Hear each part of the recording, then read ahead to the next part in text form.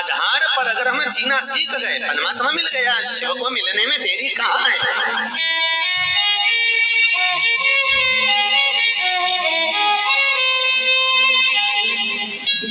कहाँ होगा। इतना उत्तराखंड में त्रासदी मची, शंकर वहीं की वहीं पर, पर्वत के पर्वत लुढ़क गए, अच्छे निपट गए, और मेरा केदारेश्वर जमा की जमाई रहा। कहाँ गया। कौन प्रमाणिकता देवे। मल्लिकार्जुन में आज भी दो ध्वजा लगती है, एक लाल एक सफेद। लाल ध्वजा पार्वती जी का मूल है, श्वेत ध्वजा शंकर जी का मूल है। अमावस्या के दिन सफेद ध्वजा उड़ती हुई नजर आती है मंदिर पर, और पूर्णिमा पर लाल ध्वजा उड़ती हुई नजर आती है मंदिर पर। एक ध्वजा पूरे साल पूरे महीना लटकी ही रहती है, उड़ती नहीं। कहते हैं एक बार माता पार्वती भगवान कार्तिकेय से मिलने आती हैं, और फिर एक बार शंकर जी मिलने आते हैं, वही ध्वजा उड़ती जो आता है। कहाँ जाओगे।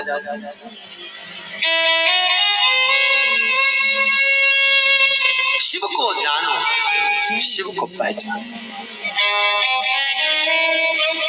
नाम कोई साधारण नहीं है, महादेव।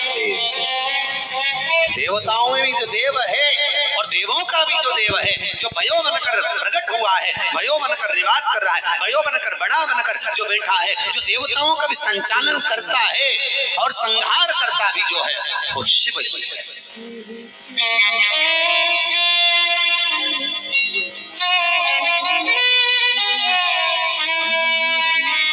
पर दुख वहां होता है जब लोग कहते हैं वो तो भंगेड़ी है, वो तो गंजेड़ी है, वो तो भांग पी लेता है, वो तो नशे में रहता है। भाई कहाँ लिखा है नशा किसको कहते हैं। नशा अगर राम जी से पूछा, अगर सबसे पहली रामचरितमानस की रचना किसने करी थी,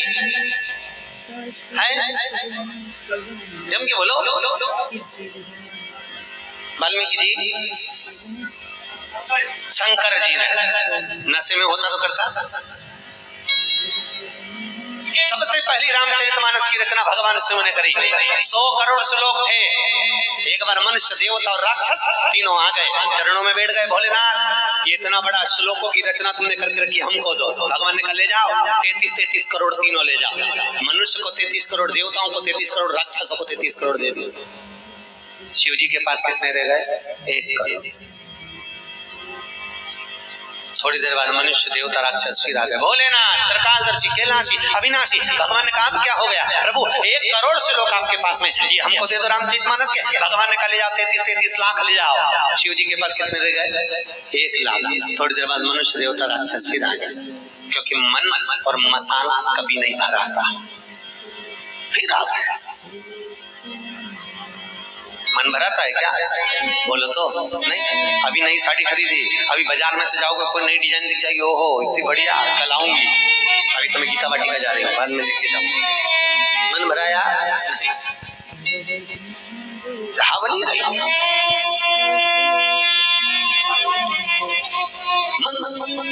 मनुष्य देवता राक्षस फिर आ गए। भोलेनाथ, शंकर भगवान ने पूछा क्या हुआ? 1 लाख श्लोक आपके पास में। भगवान ने कहा ले जाओ, 33 हजार ले जाओ। शिव जी के पास 1000 बचा।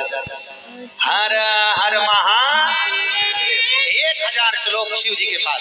थोड़ी देर बाद मनुष्य देवता राक्षस फिर आ गए। भोलेनाथ, शंकर जी ने पूछा अब क्या हो गया प्रभु? 1000 श्लोक आपके पास में। भगवान ने कहा ले जाओ, 33 और ले जाओ। शिव जी के पास मात्र 100 श्लोक। थोड़ी देर बाद फिर आ गए प्रभु, 100 श्लोक आपके पास। भगवान ने कहा ले जाओ, 33 और ले जाओ। शिव जी के पास मात्र 1 श्लोक बचा। फिर आ गए भोलेनाथ।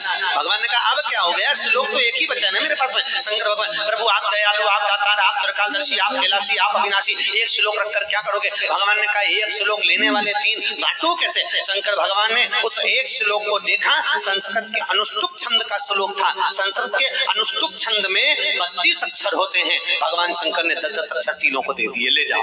अब शिव जी के पास कितने अक्षर रह गए? 2। थोड़ी देर बाद मनुष्य देवता राक्षस फिर आ गए, भोलेनाथ।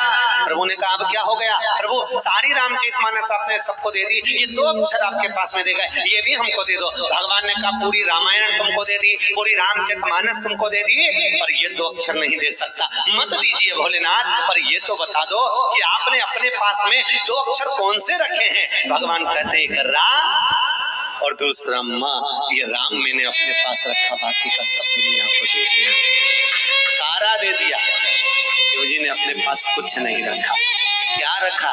कोई जायदाद नहीं, कोई जमीन नहीं, कोई हिस्सा नहीं, कोई प्रॉपर्टी नहीं। जो मुर्दा जाता है वही जल जाता है, उसी की हिस्सा, उसी की जमीन हो जाती। जल लो, तुम ही जल लो, आ जाओ, पड़े।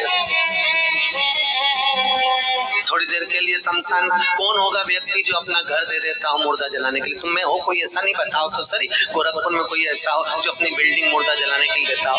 क्या जाओ हमारी बिल्डिंग का मुर्दा जला लो। अब उसको देखो कितना दयालु, दातार, कैलाशी मेरा शंकर अपने घर में बैठ करके देता, यहाँ जला लो भैया, लिया पटको। क्यों? क्योंकि बाकी का तो सब अपने छोरों को दिया है, अब हमारे पास आया।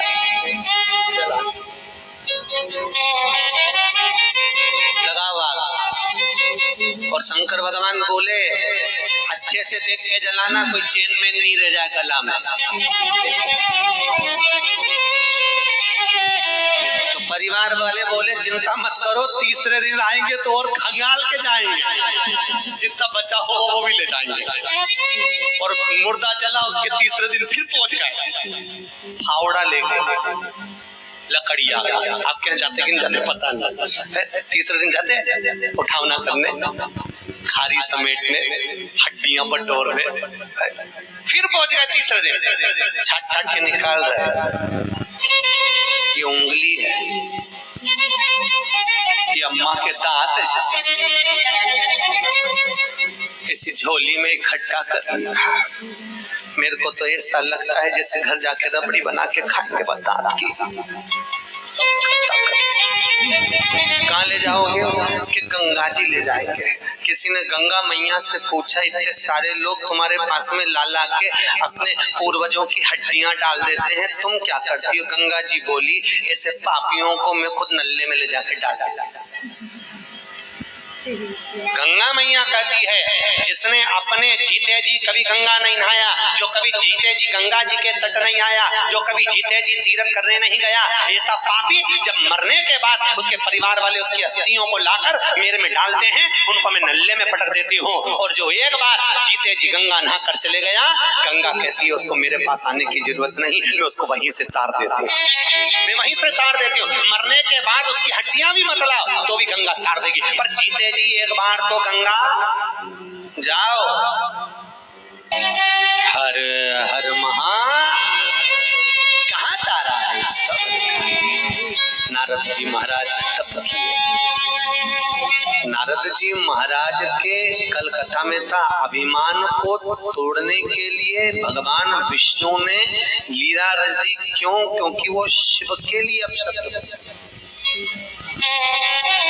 निवेदन है, जहाँ आपके गुरु, जहाँ आपके ईश्वर, जहाँ पर भगवान शंकर की अगर बुराई भी होती हो तो वहां मत जाइए। प्रजापति की यहाँ पर यज्ञ हुआ